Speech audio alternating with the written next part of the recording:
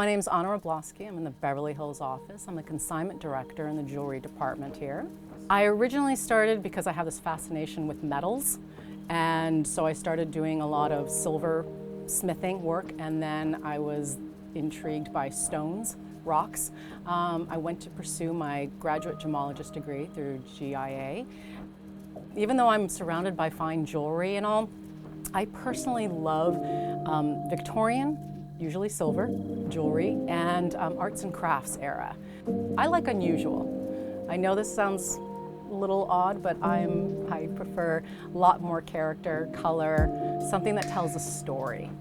I love stories, I love history, I love something that's just different. Typically when I have a client that contacts me and they've usually inherited jewelry or they have pieces from their family that just don't have stories that have the endings for it, and they contact me and they have no idea what kind of value they have, how old it is, where it came from, or anything. I love being able to at least try to fill in as many pieces of their puzzles. Like, I remember seeing a client and they had this really cool brooch and certain stones that come from a certain region.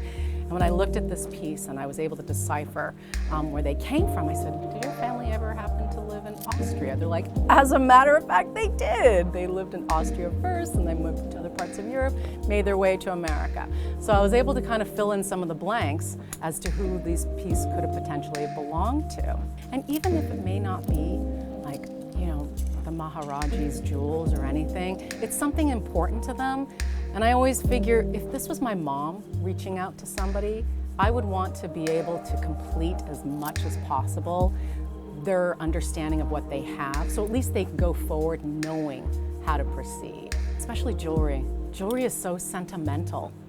And you know, they're handing me something that they think is just like, it has all of their memories of like when they went to go with their aunt to Tavern on the Green and how, you know, she was a fabulous socialite, and they think that this piece is worth, you know, a great sum. And even if it may not be able to, let's say, pay the mortgage, they at least have a comfort in knowing where the piece may have come from and the value for it. I love putting together stories of things and seeing history.